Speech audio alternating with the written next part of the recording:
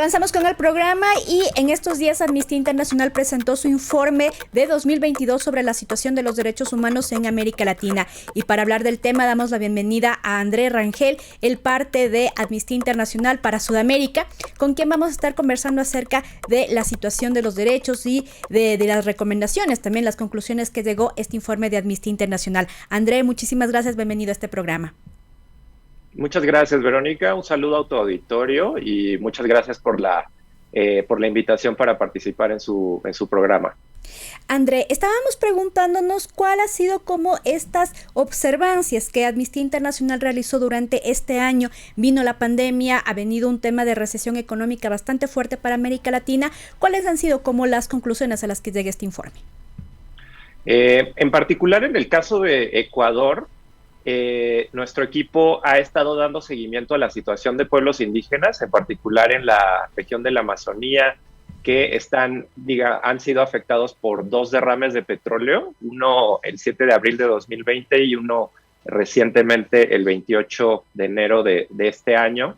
Y la situación que aparece reflejada en el informe, que tiene, digamos, una fecha límite del 31 de diciembre de 2021, es que aún estaban pendientes dos causas en relación con el derrame del 7 de abril de 2020 ante la Corte Constitucional y se le había negado hasta ese momento el acceso a la verdad, justicia y reparación a los pueblos indígenas afectados por este derrame. También estuvimos dando seguimiento a la legalización del aborto por violación en Ecuador, que, como sabemos, la situación más reciente es que el presidente Lasso, tras el proyecto de ley aprobado por la Asamblea Nacional, hizo una objeción parcial al proyecto, y las últimas noticias que tenemos es que la Comisión de Justicia de la Asamblea había recomendado que la Corte Constitucional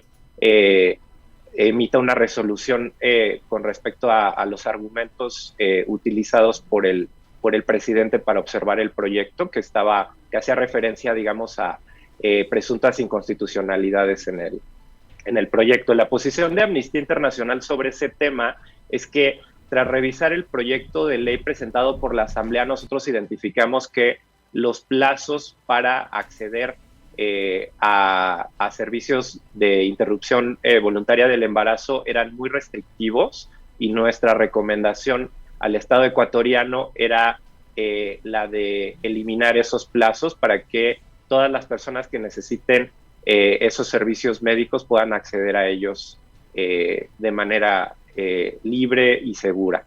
También estuvimos dando seguimiento a la situación de personas defensoras de derechos humanos en el país. En particular, nos preocupa que la situación de riesgo e impunidad que enfrentan estas personas, y nosotros hemos hecho una recomendación al Estado desde hace varios años de que diseñe e implemente una política de protección integral para todas las personas que defienden derechos humanos en el Ecuador y también derechos de la naturaleza. Nosotros hemos investigado las fallas de la Fiscalía General del Estado al investigar los ataques y amenazas que enfrentan estas personas en el contexto de su labor, y también para brindar fallas para brindarles una protección adecuada que responda a las necesidades particulares que tienen ellas y sus comunidades. Y ahí, André, me gustaría hacer un punto, porque en lo que me están mencionando vemos algo que, digamos, se enlaza, y es el tema de la falta de justicia o el poco acceso que, por ejemplo, comunidades indígenas y en este caso también defensores de derechos tienen en Ecuador. ¿Qué está pasando en relación a este tema? Nosotros en particular hemos identificado que uno de los elementos claves, digamos, en el acceso a la justicia es que haya investigaciones efectivas que consideren el ángulo de derechos humanos como parte de las líneas de investigación. En el caso, por ejemplo, de las personas defensoras, cuando ellas han sufrido ataques o amenazas que están vinculadas directamente pues a intereses políticos, económicos, que su labor tiende a amenazar. Por ejemplo, los casos que hemos investigado han sido del colectivo Mujeres Amazónicas, que son mujeres que pertenecen a comunidades indígenas y que defienden los derechos de sus comunidades frente a las posibles afectaciones de proyectos de gran escala, sobre todo petroleros o mineros. Entonces, en este caso, las autoridades de la Fiscalía investigan como delitos comunes estas denuncias y no exploran, digamos, el hecho de que podrían estar vinculadas con su labor como personas defensoras. En el caso también de las comunidades afectadas por el derrame de petróleo del 7 de abril de 2020, hemos notado que la investigación ha estado más enfocada, digamos, en evaluar el daño, el impacto ambiental, y no ha determinado de manera adecuada todos los impactos en los derechos humanos de las comunidades. Entonces, estas comunidades también han interpuesto distintas acciones legales frente al sistema de justicia ecuatoriano que no han sido respondidas adecuadamente. Entonces, nosotros también esperamos que la Corte Constitucional pueda hacer un trabajo adecuado al reconocer este impacto en los derechos humanos de estas comunidades. Ahora, hace un par de semanas nada más la Asamblea Ecuatoriana dio varias amnistías, alrededor de 286 amnistías para justamente líderes defensores de derechos humanos. Desde Amnistía Internacional, ¿cuál ha sido su mirada a este proceso? Nosotros hemos seguido ese proceso, sin embargo no hemos realizado una investigación sobre cada uno de los casos. Nosotros tenemos entendido que algunos de los casos, digamos, estarían vinculados a las protestas del paro nacional y a otros casos o circunstancias distintas. Nosotros, para, digamos, poder tener una posición sobre cada uno de esos casos, necesitamos realizar una investigación independiente e imparcial para poder, digamos, determinar cuál fue la situación en cada uno de ellos. Entonces, nosotros, en términos generales, nos parece, digamos, positivo que las personas defensoras de derechos humanos no sean criminalizadas, sobre todo personas que pudieron haber sido procesadas por ejercer su derecho a la manifestación pacífica durante el paro nacional, pero para poder tener, digamos, una perspectiva sobre si cada uno de esos casos fue criminalización o no, necesitaríamos realizar esta evaluación que no hemos hecho hasta el momento por términos de capacidad. Nos quedamos un momento en esto de octubre del 2019 y una de las conclusiones o de las partes que veo en el informe de Amnistía habla que ningún procesado es parte un agente del Estado. ¿Por qué ustedes ven importante como Amnistía que se haya llegado a la judicialización de esos casos por parte o hacia agentes del Estado, más bien dicho? Disculpa, ¿puedes repetir la pregunta? Escuché nada más la mitad interrumpida un poco. No hay problema. A ver, te preguntaba que parte de las conclusiones de Amnistía Internacional en este informe es las protestas de octubre del 2019 acá en Ecuador. Y bueno, acá se habla de que ningún acusado ni procesado es agente del Estado. Entonces ahí te quería preguntar por qué como Amnistía Internacional se ve oportuno que se pueda judicializar o llegar a un tema de verdad y justicia en estos temas. Perfecto, gracias, Verónica. Ahora sí ya comprendí tu pregunta. No sé si se cortó rápidamente Zoom y se volvió a abrir. No hay problema. Perfecto.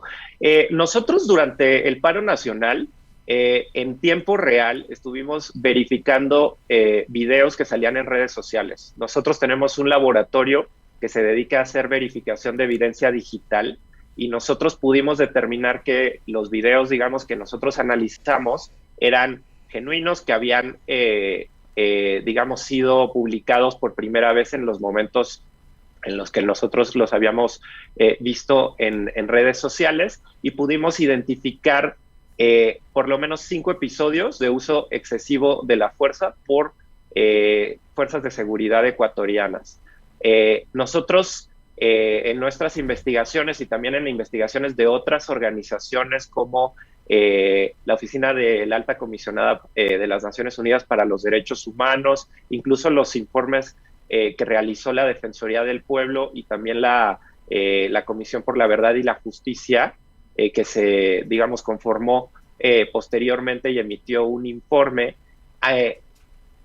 en todos estos, digamos, investigaciones se han identificado que ocurrieron violaciones de derechos humanos y para nosotros es importante que la Fiscalía General del Estado realice, digamos, una investigación que sea exhaustiva, imparcial, independiente, que sea efectiva y que sobre todo garantice los derechos de las víctimas a la verdad, a la justicia y la reparación. Y vemos con preocupación que hasta ahora ningún agente del Estado haya sido enjuiciado en relación con estos eventos. Y en relación a lo que estamos hablando, en este momento en Ecuador hay una crisis, digamos, a nivel político con el Ministerio justamente de Gobierno y se menciona que el próximo funcionario en asumir esta cartera del Estado, lo que tiene que ver con las funciones de la policía, sería justamente uno de los agentes que estuvo en octubre del 2019. Digamos, ¿por qué es importante subrayar esto en términos de reparación? ¿Es dable que estas figuras vuelvan a estar dentro de toma de decisiones? Nosotros creemos que, digamos, ese sería el caso cuando, digamos, estas personas sean, digamos, encontradas culpables por la justicia ecuatoriana. Entonces, por eso, para poder, digamos, tener certeza sobre esta responsabilidad y justo poder implementar estas medidas que tú mencionas, es necesario que la justicia haga su trabajo y se llegue a determinar la responsabilidad penal de estos individuos si es que existe, digamos, la evidencia para confirmarlo. Cambiando un poco de tema, tenemos que en el 2019, en el 2021, sucedieron varias masacres dentro de las cárceles ecuatorianas y una de las víctimas de estas masacres fue Víctor Guayas, defensor de derechos ambientalistas. Además, ustedes desde Amnistía nos hablaban acerca de que en Ecuador no existen protocolos, no existen tampoco una ley que avale el trabajo de los defensores de derechos. ¿Qué se puede esperar por parte de los defensores justamente en el acceso a estos derechos? Bueno, sí, cierto lo que mencionan. Nosotros justo también mencionamos su caso en la sección de personas, derechos de personas detenidas o privadas de la libertad. Son dos temas. Primero, nada más quiero abordar rápidamente el que tú mencionaste primero, que tiene que ver sobre la muerte de por lo menos 316 personas privadas de la libertad el año pasado. Nuestro pedido en relación con eso, evidentemente, es que se tiene que hacer una investigación y también que se tienen que atender las causas estructurales que han provocado estas muertes, que tienen que ver con el hacinamiento, que tienen que ver con digamos, las condiciones preocupantes que enfrentan las personas privadas de la libertad en los centros de detención en Ecuador. En relación con lo que pueden esperar las personas defensoras de derechos humanos, nosotros hemos hecho unas recomendaciones bastante detalladas sobre cómo sobre los elementos principales que debería contener esta política de protección integral. Nosotros, por ejemplo, hemos recomendado que esta política considere la identidad de las personas defensoras y también su contexto particular. Hay, por ejemplo, defensores que son mujeres, hay defensores que son personas indígenas, hay defensores que operan en contextos que les ponen en riesgos que son, digamos, particulares y que tienen que ser atendidos de manera adecuada por las autoridades. En muchos casos nosotros hemos identificado que las medidas de protección que otorgan las autoridades son muy básicos y no se adaptan a las necesidades o al contexto de todas las personas defensoras. En muchos casos es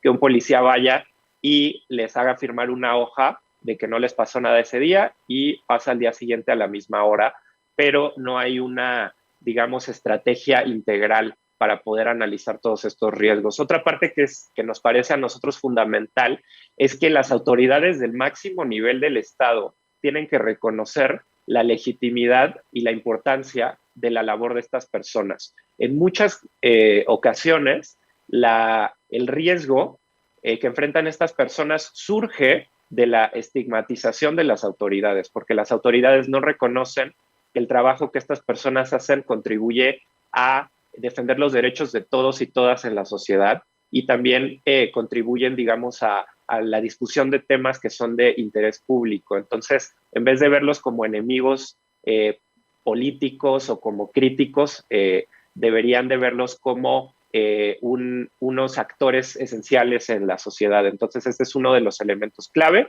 Otro es que la Fiscalía General del Estado debe emitir un protocolo especializado para poder investigar los ataques y amenazas contra personas defensoras de manera adecuada. Como te mencionaba anteriormente, no deben ser investigados como delitos comunes únicamente, sino se tienen que tomar en cuenta todas los matices y las particularidades de la situación de riesgo que enfrentan las personas defensoras, que es muy distinto al que pueden enfrentar otras personas en la sociedad. Finalmente, André, tenemos que la situación de los defensores de derechos no únicamente sucede acá en Ecuador, lo que hemos comentado, sino además en América Latina. Y otro de los puntos, los que me gustaría también enfatizar, es el tema de la crisis migratoria en el continente. Perfecto. ¿Qué aspecto de la crisis migratoria te gustaría abordar? Nosotros hemos estado desde hace muchos años monitorizando la crisis de personas refugiadas que han huido de Venezuela y también, digamos, los riesgos que han enfrentado en su tránsito en distintos países. Por ejemplo, ahora actualmente, hace algunas semanas lanzamos una campaña que está enfocada en la protección de mujeres y personas LGBTI venezolanas, refugiadas, que enfrentan, digamos, violencia de género en distintos países de Sudamérica, digamos, en donde están buscando refugio. También nosotros hemos dado seguimiento a la crisis de refugiados, de personas refugiadas que han huido de Haití tras la crisis, digamos que ya lleva varios años, pero que se intensificó el año pasado.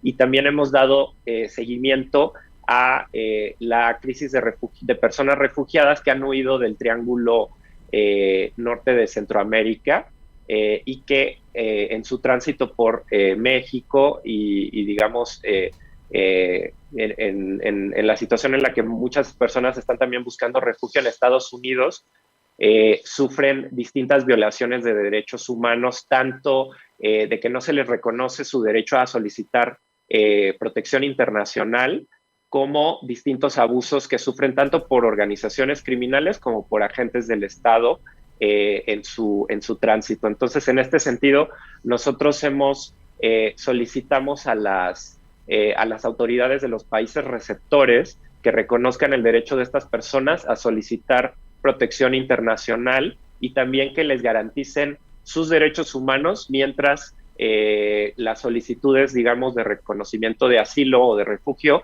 están en trámite, porque también en este momento estas personas se enfrentan, digamos, a situaciones de riesgo y están en una situación de vulnerabilidad al no tener acceso a servicios básicos como salud, alimentación, trabajo, educación, etcétera. Esa es nuestra posición en términos generales.